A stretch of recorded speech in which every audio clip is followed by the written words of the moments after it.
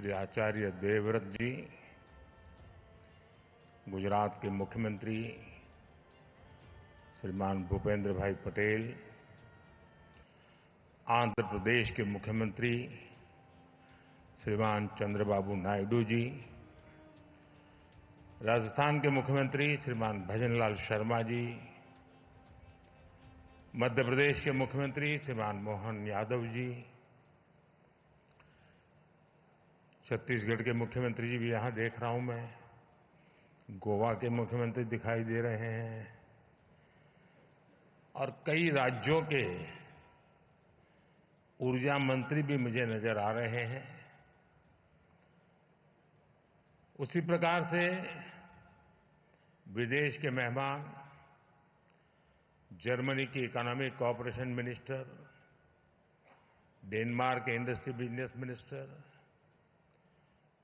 मंत्रिमंडल के मेरे साथी प्रहलाद जोशी, श्रीपद नाइक जी और दुनिया के कई देशों से आए हुए सभी डेलीगेट्स, देवी और सज्जनों, दुनिया के अनेक देशों से पधारे हुए सभी साथियों का वेलकम करता हूं, उनका अभिनंदन करता हूं। ये री इन्वेस्ट कॉन्फ्रेंस का 4th एडिशन है। मुझे पूरा विश्वास है आने वाले 3 दिनों तक यहां एनर्जी के फ्यूचर, टेक्नोलॉजी और पॉलिसीज पर सीरियस डिस्कशन होगा। यहां हमारे सीनियर मोस्ट सारे चीफ मिनिस्टर्स भी हमारे बीच हैं। उनका अपना भी इस क्षेत्र में बहुत अनुभव है।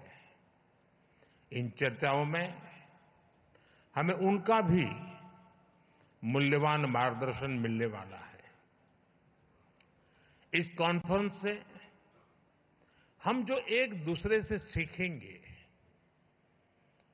वो पूरी ह्यूमैनिटी की भलाई के काम आएगा।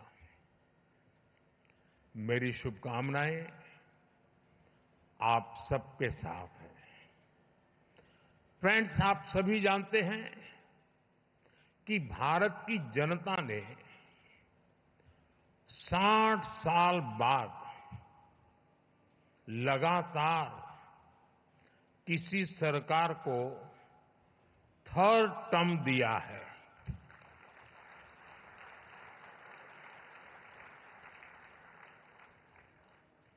हमारी सरकार को मिले 3rd टर्म के पीछे भारत की बहुत बड़ी एस्पिरेशंस है। आज 140 करोड़ भारतवासियों को भरोसा है, भारत के युवाओं को भरोसा है,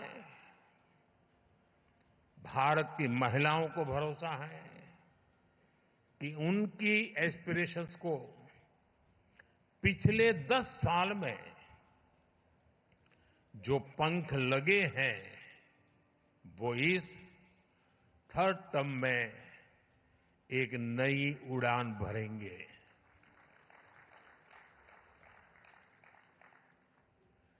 देश के गरीब, दलित, पीड़ित, शोषित, वंचित को भरोसा है कि हमारा 3rd टर्म उसके गरिमापूर्ण जीवन जीने की गारंटी बनेगा। 140 करोड़ भारतीय भारत को तेजी से टॉप 3 इकोनॉमीज में पहुंचाने का संकल्प लेकर काम कर रहे हैं। इसलिए आज का ये इवेंट आइसोलेटेड इवेंट नहीं है। एक बड़े विजन, एक बड़े मिशन का हिस्सा है। ये 2047 तक भारत को डेवलप्ड नेशन बनाने के हमारे एक्शन प्लान का हिस्सा है। और हम ये कैसे कर रहे हैं, इसका ट्रेलर थर्ड टर्म के हमारे पहले 100 डेज 100 दिनों के फैसलों में दिखता है।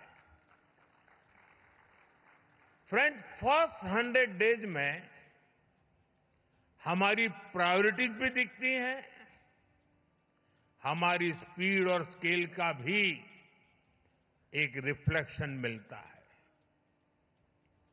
इस दौरान हमने हर उस सेक्टर और हर उस फैक्टर को एड्रेस किया है जो भारत के तेज विकास के लिए जरूरी है। इन 100 दिनों में फिजिकल और सोशल इंफ्रास्ट्रक्चर के विस्तार के लिए अनेक महत्वपूर्ण फैसले लिए गए हैं। हमारे विदेशी अतिथियों को ये जानकर हैरानी होगी कि भारत में हम 700 मिलियन यानी 7 करोड़ घर बना रहे हैं। ये दुनिया के कई देशों की आबादी से भी ज्यादा है। सरकार के पिछले 2 टर्म में हमने इसमें से 400 मिलियन यानी 4 करोड़ घर बना चुके हैं और तीसरे टर्म में हमारी सरकार ने 300 मिलियन यानी 3 करोड़ नए घर बनाने का काम शुरू भी कर दिया है। बीते 100 दिनों में भारत में 12 नए इंडस्ट्रियल सिटीज बनाने का फैसला किया गया है।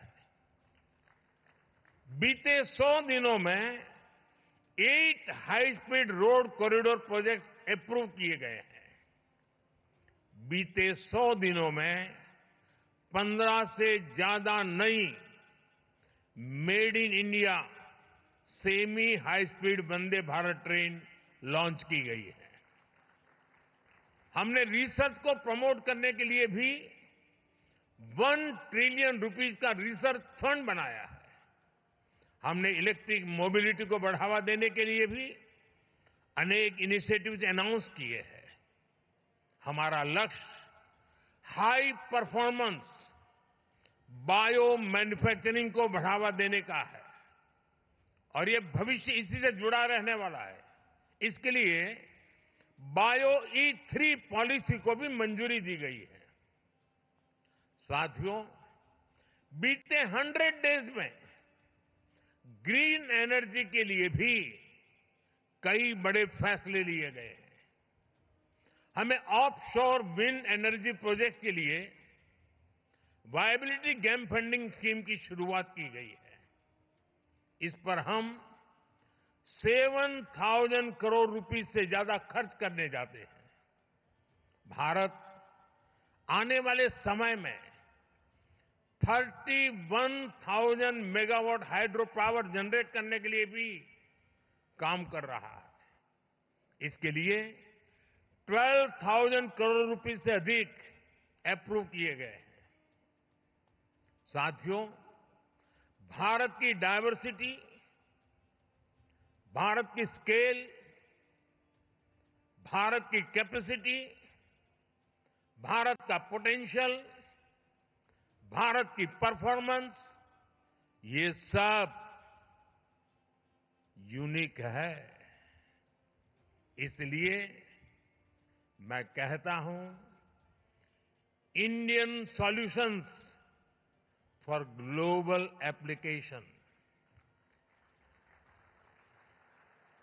इस बात को दुनिया भी भली भांति समझ रही है।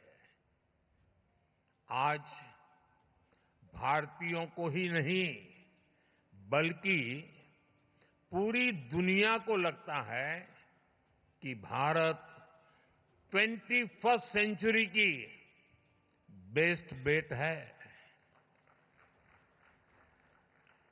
आप देखिए, इस महीने की शुरुआत में ही ग्लोबल फिनटेक फेस्ट का आयोजन हुआ। इसके बाद फर्स्ट सोलर इंटरनेशनल फेस्टिवल में दुनिया भर से लोग शामिल हुए। फिर ग्लोबल सेमीकंडक्टर समिट में दुनिया के कोने कोने से लोग भारत आए। इसी दौरान भारत ने सिविल एविएशन पर एशिया पैसिफिक मिनिस्ट्रियल कॉन्फ्रेंस के आयोजन का दायित्व निभाया। और अब आज यहां हम ग्रीन एनर्जी के फ्यूचर पर चर्चा के लिए जुटे हैं। फ्रेंड्स, मेरे लिए ये बहुत सुखद संयोग है कि गुजरात की जिस धरती पर श्वेत क्रांति, मिल्क रिवॉल्यूशन का उदय हुआ, जिस धरती पर मधु क्रांति, स्वीट रिवॉल्यूशन, शहद का काम, उसका उदय हुआ, जिस धरती पर सूर्य क्रांति, सोलर रिवॉल्यूशन का उदय हुआ, वहां ये भव्य आयोजन हो रहा है। गुजरात भारत का वो राज्य है जिसने भारत में सबसे पहले अपनी सोलर पावर पॉलिसी बनाई थी। पहले गुजरात में पॉलिसी बनी, इसके बाद हम नेशनल लेवल पर आगे बढ़े। दुनिया में, जैसा अभी भूपेंद्र भाई ने बताया, क्लाइमेट के लिए अलग से मिनिस्ट्री बनाने वालों में भी गुजरात बहुत आगे था। जिस समय भारत में सोलर पावर की बहुत चर्चा भी नहीं थी, गुजरात में सैकड़ों मेगावाट के सोलर प्लांट लग रहे थे। साथियों, आपने भी देखा होगा, ये जो वेन्यू है, इसका नाम महात्मा गांधी के नाम पर है, महात्मा मंदिर। जब दुनिया में क्लाइमेट चैलेंज का विषय उभरा भी नहीं था, तब महात्मा गांधी ने दुनिया को सचेत किया था। और महात्मा गांधी का जीवन देखेंगे तो मिनिमम कार्बन फुटप्रिंट वाला जीवन था। वो प्रकृति के प्रेम को जीते थे और उन्होंने कहा था, धरती के पास हमारी नीड को पूरा करने के लिए पर्याप्त रिसोर्सेज हैं, लेकिन ग्रीड को पूरा नहीं किया जा सकता। महात्मा गांधी का ये विजन भारत की महान परंपरा से निकला है। हमारे लिए ग्रीन फ्यूचर, नेट जीरो, ये कोई फैंसी वर्ड्स नहीं है। ये भारत की जरूरत है, ये भारत का कमिटमेंट है, भारत के हर राज्य सरकार का कमिटमेंट है। एक डेवलपिंग इकोनॉमी के नाते हमारे पास भी इन कमिटमेंट से बाहर रहने का जायज बहाना था। हम दुनिया को कह सकते थे कि विश्व को तबाह करने में हमारी कोई भूमिका नहीं है, लेकिन हमने ऐसा कर हाथ ऊपर नहीं किए। हम मानव जात के उज्जवल भविष्य की चिंता करने वाले लोग थे और इसलिए हमने दुनिया को राह दिखे उस प्रकार से जिम्मेवारी के साथ अनगिनत कदम उठाए हैं। आज का भारत सिर्फ आज का नहीं, बल्कि आने वाले 1000 साल का बेस तैयार कर रहा है। हमारा मकसद सिर्फ टॉप पर पहुंचना ही नहीं है, हमारी तैयारी टॉप पर सस्टेन करने की है।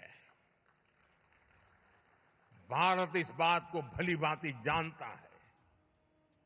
हमारी एनर्जी नीड्स क्या है, भारत जानता है। 2047 तक डेवलप्ड नेशन बनाने के लिए हमारी रिक्वायरमेंट्स क्या है, और हम ये भी जानते हैं कि हमारे पास अपने ऑयल और गैस के भंडार नहीं है। हम एनर्जी इंडिपेंडेंट नहीं है और इसलिए हमने solar power, wind power, nuclear और हाइड्रो पावर के दम पर अपने फ्यूचर को बिल्ड करने का फैसला लिया है। फ्रेंड्स, भारत G20 में पहला ऐसा देश है जिसने पेरिस में तय क्लाइमेट कमिटमेंट्स को डेडलाइन से 9 साल पहले अचीव कर लिया, 9 साल पहले पूरा कर दिया। और G20 देशों के समूह में हम अकेले हैं जिसने करके दिखाया है। जो डेवलप नेशन नहीं कर पाए, वो एक डेवलपिंग नेशन ने दुनिया को करके दिखाया है। अब 2030 तक 500 गीगावाट रिन्यूएबल एनर्जी के टारगेट को अचीव करने के लिए हम एक साथ कई स्तर पर काम कर रहे हैं। हम ग्रीन ट्रांजिशन को पीपल्स मूवमेंट बना रहे हैं। आप सभी को, अभी आपने वीडियो भी देखा, हमारी पीएम सूर्यघर मुफ्त बिजली स्कीम को स्टडी करना चाहिए। ये रूफटॉप सोलर की एक यूनिक स्कीम है। इसके तहत हम रूफटॉप सोलर सेटअप के लिए हर फैमिली को फंड कर रहे हैं, इंस्टॉलेशन में मदद कर रहे हैं। इस एक योजना से भारत का हर घर एक पावर प्रोड्यूसर बनने जा रहा है। अब तक 13 मिलियन यानी 1,30,00,000 से ज्यादा फैमिलीज इसमें रजिस्टर कर चुकी हैं। अभी तक 3.25 लाख घरों में इस योजना के तहत इंस्टॉलेशन का काम पूरा भी हो चुका है। साथियों, पीएम सूर्यघर मुफ्त बिजली योजना के जो रिजल्ट आने शुरू हुए हैं, ये रिजल्ट अपने आप अद्भुत है। एक छोटा परिवार जिसकी महीने में 250 यूनिट बिजली की खपत है और जो 100 यूनिट बिजली पैदा करके ग्रिड में बेच रहा है, उसे साल में करीब करीब 25,000 रुपए की कुल बचत होगी। यानी लोगों का जो बिजली बिल बचेगा और जो वो कमाएंगे, उससे उनको करीब 25,000 रुपए का फायदा होगा। अगर इस पैसे को वो पीपीए में डालते हैं, पीपीएफ में डाल देते हैं और घर में मानो बेटी का जन्म हुआ है, 1 साल की बेटी है, तो 20 साल बाद 10-12 लाख रुपए से ज्यादा उनके पास होंगे। आप कल्पना कर सकते हैं, बच्चों की पढ़ाई लिखाई से लेकर शादी ब्याह तक ये पैसा बहुत काम आएगा। साथियों, इस स्कीम से 2 और बड़े लाभ हैं। ये स्कीम इलेक्ट्रिसिटी के साथ साथ एम्प्लॉयमेंट जनरेशन और एनवायरमेंट प्रोटेक्शन का भी माध्यम बन रही है। ग्रीन जॉब बहुत तेजी से बढ़ने वाले हैं। हजारों वेंडर्स की जरूरत पड़ेगी। लाखों लोग इसको इंस्टॉल करने के लिए लगेंगे। इस योजना से करीब 2 मिलियन यानी 20 लाख रोजगार पैदा होंगे। पीएम सूर्यघर स्कीम के तहत 3 लाख नौजवानों को स्किल मैन पावर के तौर पर तैयार करने का लक्ष्य है। इनमें से 1 लाख नौजवान तो सोलर पीवी टेक्नीशियंस भी होंगे। इसके अलावा हर 3 किलोवाट सोलर बिजली पैदा करने 50-60 टन कार्बन डाइऑक्साइड का एमिशन भी रुकेगा। यानी पीएम सूर्यघर मुफ्त बिजली योजना से जुड़ने वाला हर परिवार क्लाइमेट चेंज से मुकाबला करने में भी बड़ा योगदान देगा। साथियों, जब 21वीं सदी का इतिहास लिखा जाएगा तो उसमें भारत की सोलर क्रांति का चैप्टर, सोलर रिवॉल्यूशन का चैप्टर सुनहरे अक्षरों में लिखा जाएगा। साथियों, जो विदेश के मेहमान आए हैं, मैं उनको कहूंगा, यहां से 100 किलोमीटर की दूरी पर ही एक बहुत खास गांव है, मोढेरा। वहां सैकड़ों साल पुराना सन टेम्पल है और ये गांव भारत का पहला सोलर विलेज भी है। यानी इस गांव की सारी जरूरतें सोलर पावर से पूरी होती है। आज देश भर में ऐसे अनेक गांवों को सोलर विलेज बनाने का अभियान चल रहा है। साथियों, मैं अभी यहां जो एग्जीबिशन लगा है वो देखने गया था और आप सबसे मेरा आग्रह है, एग्जीबिशन जरूर देखिए। आप सभी अयोध्या के बारे में तो भरपूर जानते हैं। अयोध्या नगरी भगवान राम की जन्मस्थली है और भगवान राम तो सूर्यवंशी थे। और मैं अभी जब प्रदर्शनी देख रहा था तो वहां उत्तर प्रदेश का स्टॉल देखा, क्योंकि मैं काशी का सांसद हूं, उत्तर प्रदेश वाला भी बन गया हूं, तो मैं स्वाभाविक है मैं उत्तर प्रदेश का स्टॉल देखने गया। और मेरी जो इच्छा थी, आज मुझे रिपोर्ट कर रहे थे कि वो मेरी इच्छा उन्होंने पूरी कर दी है। भगवान राम का भव्य मंदिर तो बना है, लेकिन मैं दुनिया को बताना चाहता हूं, अब उस अयोध्या जो सूर्यवंशी भगवान राम की जन्मभूमि है, वो पूरा अयोध्या मॉडल सोलर सिटी बनाने का लक्ष्य लेकर चल रहा है। करीब करीब काम पूरा होने आया है।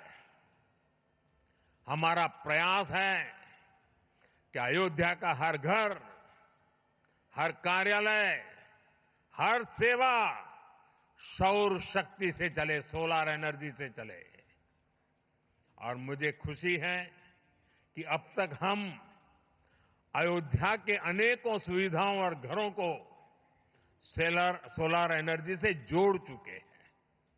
अयोध्या में बड़ी संख्या में सोलर स्ट्रीट लाइट्स, सोलर चौराहे, solar boards, solar water ATM और सोलर बिल्डिंग देखी जा सकती है। हमने भारत में ऐसे 17 शहरों की पहचान की है, जिसे हम इसी प्रकार सोलर सिटी के तौर पर विकसित करना चाहते हैं। हम अपने एग्रीकल्चर फील्ड्स को, हमारे खेतों को भी, हमारे किसानों को आत्मनिर्भर बनाने के लिए सोलर पावर जनरेशन का माध्यम बना रहे हैं। आज किसानों को इरिगेशन के लिए सोलर पंप और छोटे सोलर प्लांट लगाने के लिए मदद दी जा रही है। भारत आज रिन्यूएबल एनर्जी से जुड़े हर सेक्टर में बड़ी स्पीड और बड़े स्केल पर काम कर रहा है। बीते दशक में हमने न्यूक्लियर एनर्जी से पहले की तुलना में 35% ज्यादा बिजली पैदा की है। भारत ग्रीन हाइड्रोजन के क्षेत्र में ग्लोबल लीडर बनने का प्रयास कर रहा है। इसके लिए हमने करीब 20,000 करोड़ रुपए का ग्रीन हाइड्रोजन मिशन लॉन्च किया है। आज भारत में वेस्ट टू एनर्जी का भी एक बहुत बड़ा अभियान चल रहा है। क्रिटिकल मिनरल से जुड़े चैलेंजेस को एड्रेस करने के लिए हम सर्कुलर अप्रोच को प्रमोट कर रहे हैं। रीयूज और रीसाइकल से जुड़ी बेहतर टेक्नोलॉजी तैयार हो, इसके लिए स्टार्टअप्स को भी सपोर्ट किया जा रहा है। साथियों, प्रो प्लेनेट पीपल का सिद्धांत हमारा कमिटमेंट है। इसलिए भारत ने दुनिया को मिशन लाइफ यानी लाइफस्टाइल फॉर एनवायरनमेंट का विजन दिया है। भारत ने इंटरनेशनल सोलर अलायंस का इनिशिएटिव लेकर दुनिया के सैकड़ों देशों को जोड़ा है। भारत की G20 प्रेसिडेंसी के दौरान भी ग्रीन ट्रांजिशन पर भी हमारा बहुत फोकस रहा है। G20 समिट के दौरान ग्लोबल बायोफ्यूल अलायंस भी लॉन्च किया गया था।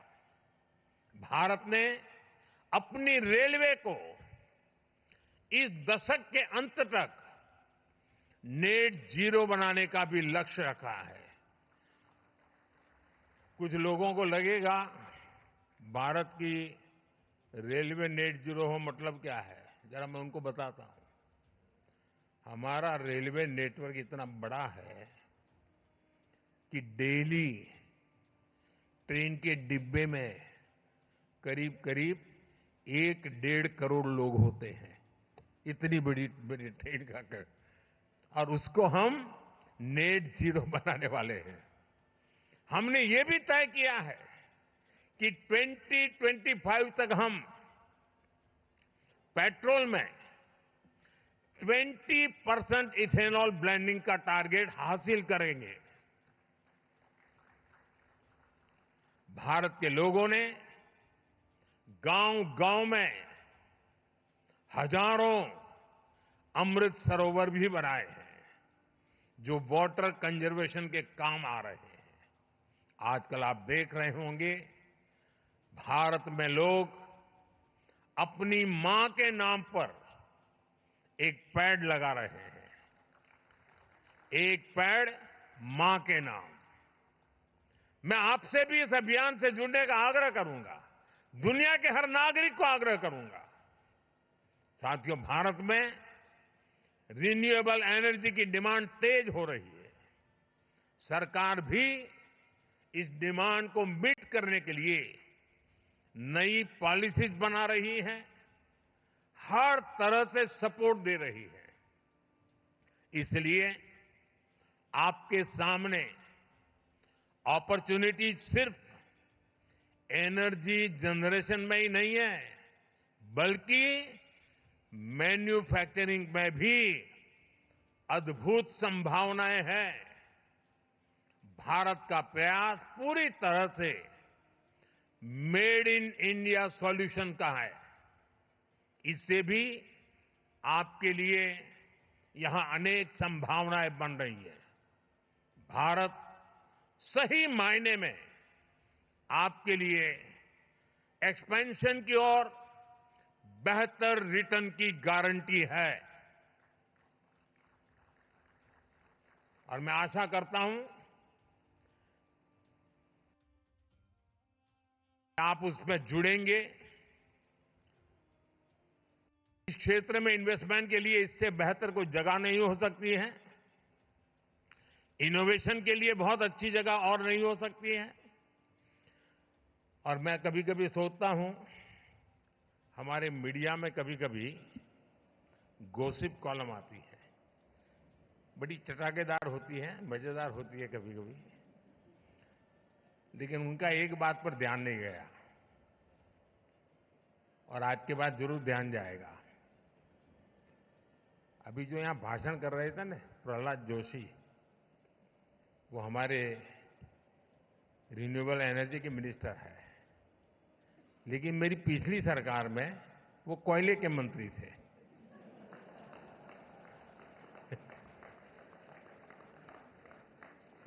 तो देखिए, मेरा मंत्री भी कोयले से रिन्यूएबल एनर्जी की तरफ चला गया।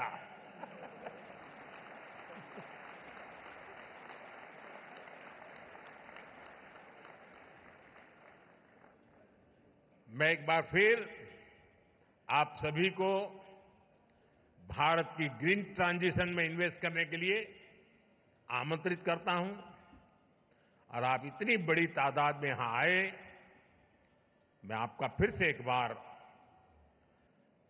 इस धरती में मैं पैदा हुआ, गुजरात ने मुझे बहुत कुछ सिखाया, तो मेरा भी मन करता है कि गुजरात के मुख्यमंत्री के साथ साथ मैं भी आप सबके स्वागत में अपनी भावनाओं को व्यक्त करते हुए, आप सबका धन्यवाद करते हुए, सभी राज्यों की भागीदारी के लिए मैं सभी राज्य सरकारों का भी आभार व्यक्त करता हूं।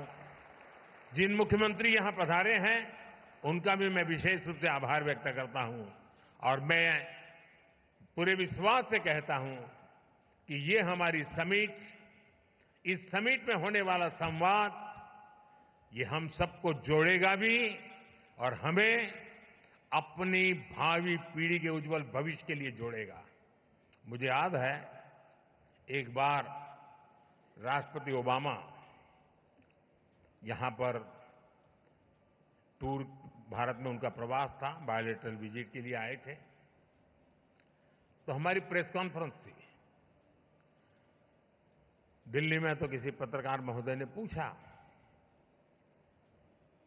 क्योंकि उस समय चल रहा था, लोग भांति भांति के सारे आंकड़े घोषित करते रहते, ये करेंगे वो करेंगे, तो उन्होंने मुझे पूछा कि दुनिया में भांति भांति के देश बड़े बड़े टारगेट तय कर रहे हैं, क्या इसका दबाव है क्या आपके मन पर? और मैंने उस दिन जवाब दिया था मीडिया को, ये मोदी है,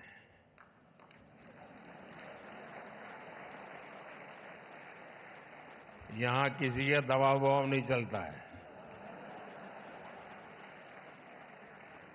फिर मैंने कहा था कि हां, मुझ पर दबाव है और वो दबाव है हमारी भावी पीढ़ी के संतानों का, उनके सब जो जन्मे भी नहीं है लेकिन उनके उज्जवल भविष्य की चिंता मुझे सताती रही है और इसलिए आने वाली पीढ़ियों के कल्याण के लिए काम मैं कर रहा हूं।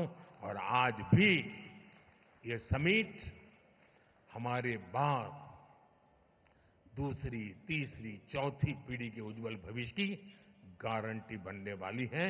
उतना बड़ा काम करने के लिए आप यहां आए हैं, महात्मा गांधी के नाम पर बने इस महात्मा मंदिर में आए हैं।